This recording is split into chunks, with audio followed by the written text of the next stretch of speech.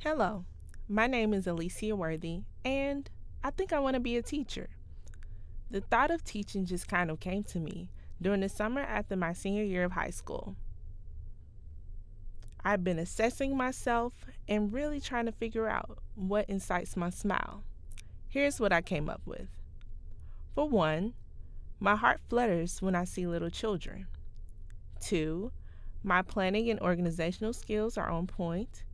Three, moderate income is okay for me, just as long as I'm comfortable. And four, I'm passionate about drawing and arts and crafts, which I think translates to my ability to create welcoming classrooms and engaging activities for children. So, boom! Those are the personal attributes that have led me to the field of education. But perhaps my motivation is much deeper than that. I grew up in Jackson, Mississippi, in one of the rougher neighborhoods, and I have seen both the positive and negative ends of the spectrum. I've also seen classmates fall through the cracks for various reasons. And to be very blunt, if their rap careers or get rich quick schemes don't work out, there may not be many favorable outcomes for them.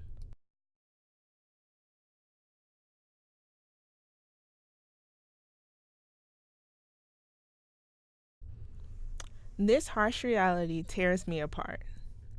But it doesn't have to be this way, not just for blacks, but for other underprivileged groups as well. As a result, I feel that it is my duty to reverse this reality. I truly share the sentiment of Dr. Christian French, a teacher in Sonia Nyeto's Why We Teach, and that I am frustrated with the nature of impoverished schools, particularly those directly connected to communities of color.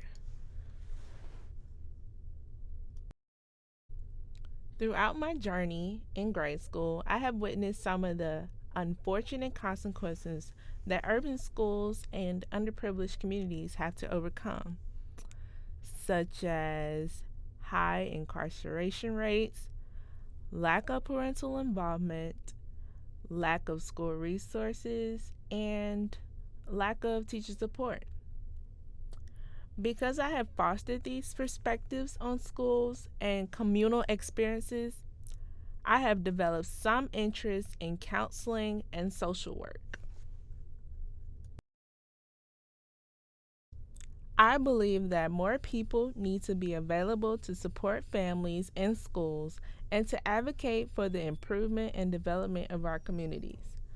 However, I also believe that I can be both an advocate and a teacher while working directly with school counselors and social workers in an effort to meet the needs of my community and my future students. Through my freshman seminar course called So You Think You Want to Teach, I've gained so much insight into what it truly means to be a teacher. The most rewarding and insightful experiences have been those that I have gained through UGA. For example, through Experience UGA at the State Botanical Gardens of Georgia, I have learned that teaching 4-year olds about forest foods and forest animals isn't as easy as it seems.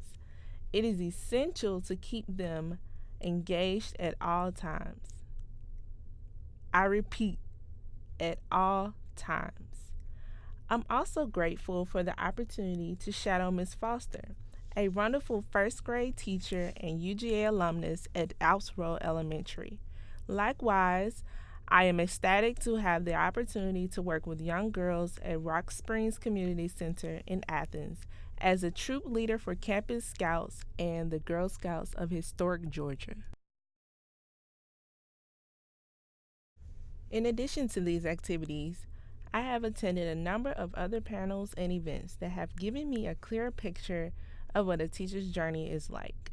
Indeed, by hearing the stories of those that are in the field and by working with students directly, I have learned so much about teaching. To be honest, teaching is a difficult task that makes me extremely nervous and a little frightened, but I think I'm up for the task. I know that it won't be easy, but I also know that the reward will exceed the process. So, when asked the question, Do you think you want to teach? The answer is yes. Currently, I plan to get a BSCD in early childhood education and a minor in human development and family science.